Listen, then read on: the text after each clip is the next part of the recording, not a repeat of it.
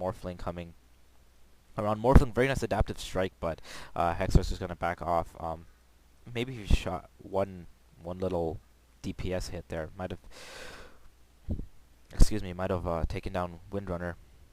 Not too sure. Didn't catch the HP there. Meanwhile, it looks like Panda's going to TP back to mid, and then it looks like the Scourge team's going to just head down. Looks like they have to push the bottom lane a bit more back. It's getting pushed pretty hard. Looks like they're just going to go all 5 bottom and just continue pushing. It looks like their other top lane is also getting pushed, and they're going to have to be careful here. Crystal Maiden's getting a level 2 ulti at this point. March with that urn. It looks like he's also making his way towards the alt stick. Not too sure if he's going to be making the alt stick. A point booster is just a good item to have on int heroes. Gives them that much more mana and that much more HP. If you're ever unable to just, go all the way with the alt stick, point booster is a great item just to have as an int hero. You shouldn't be having that much farm anyway. Meanwhile, it looks like Slardar going balls in deep again. However, it looks like Windrunner is going to come off. You're going to be able to polish off the Witch Doctor. However, you don't want to be trading your life for a Venge. However, Witch Doctor, Venge do get taken off. It looks like there are enough Sentinel heroes here to just own the hell out of everybody. It looks like hexOr coming in. Kuroky here as well. However, we'll see if they're able to pick off Kuroky. Kuroky most likely going to be going down. Very nice shackle shot from Pajkatt. Nv.March has to be careful here. He shouldn't overstay. Oh, he shouldn't. He shouldn't stay here. It looks like, Pajkatt's replicate is going to finish off March, and it looks like Pajkatt, excuse me there, Morphling's replicate, not Pajkatt's replicate, and the hexOr doesn't even bother to bottle the rune. He's just going to pick it up and run.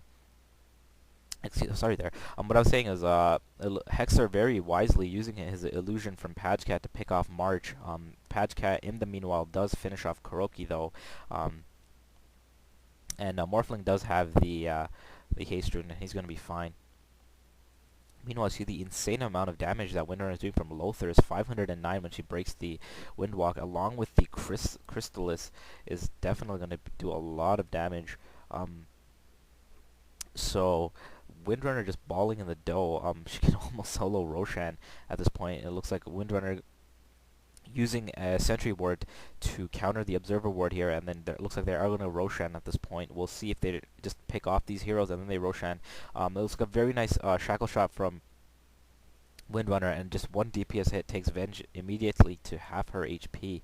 We'll see if anyone else comes to help Windrunner Roshan. Looks like Slardar's going to put that amplified damage on. Most likely just got blocked by Roshan. Oh, man, I just saw it. Just got blocked. And they can't Roshan here. They have the hexOr, they have the Venge.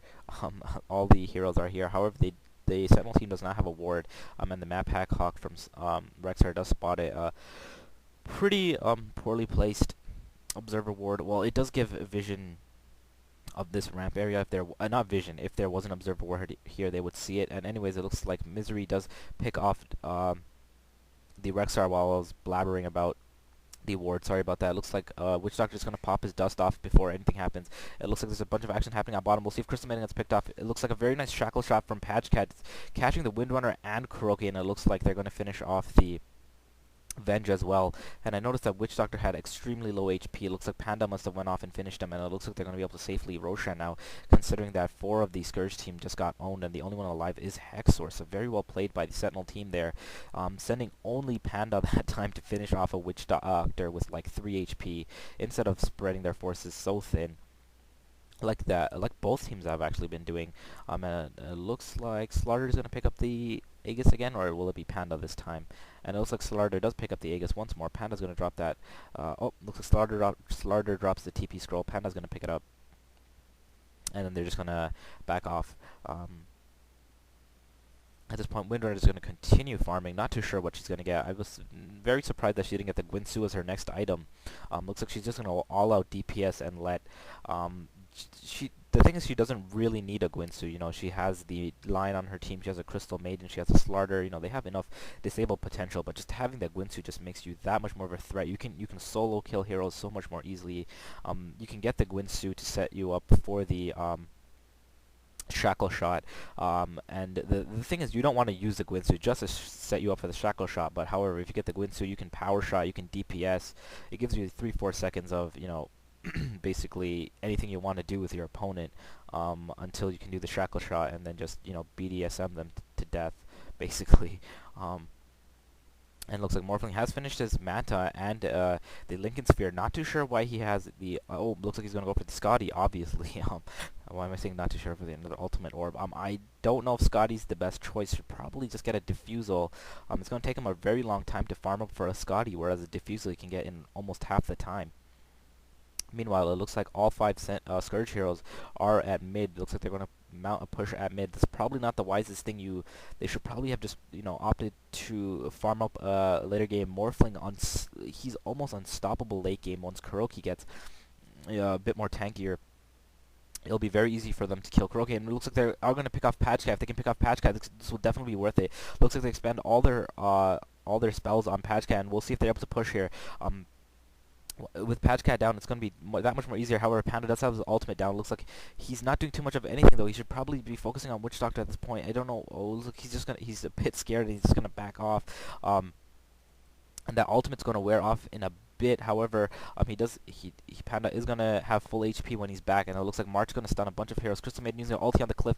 Very smart ulti. However, it's not going to do too much damage. It looks like they're just going to continue disabling Kuroky at this point, which is not too wise. It looks like they're going to focus on the replicate, something you definitely want to do. That replicate does so much damage compared to the average illusion.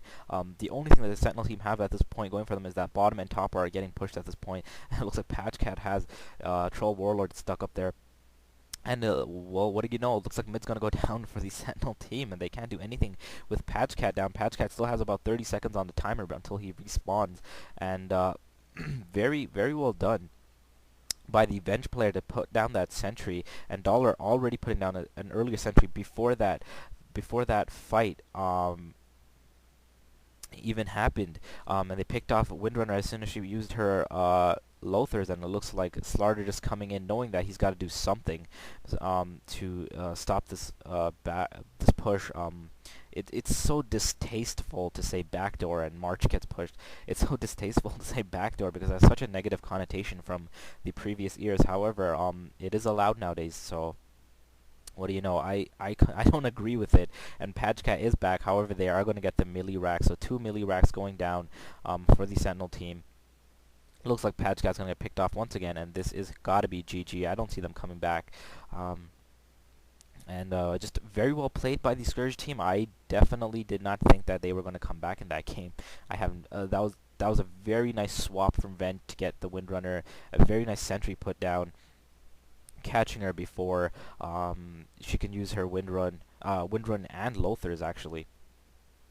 So just very nice play, and even though they kind of just went apeshit on her using the waveform and the ult and everything, just making sure she died, all they really needed was for the Windrunner to die. Just not having her DPS potential, not having her shackle shot, which have been stellar this game. Pajkatt's shackle shots have been on the ball. I think they should have had Slardar, especially considering he had the Aegis there, which he just ended up using. He should have had Slardar standing up near the tower rather than having Windrunner venturing out too far. They should have been more weary of the swap from Venge. She is level 14, so before that whole fight there, she must have at least been level 11, so that range on that swap would have been pretty good. So I think the Sentinel team just getting a bit overzealous. I do think they were up on the hero kills. Oops, should have paused the game there. At the very end, the Scourge team was on top. They were 29 and 26, I believe. I'm not sure if that was a Sentinel score. I do think the Sentinel team was 29-26, so the Sentinel team definitely still up on the hero kills, but you see just one single moment just changing the game for them, despite having such a solid game, despite starting 11-0 for the Windrunner.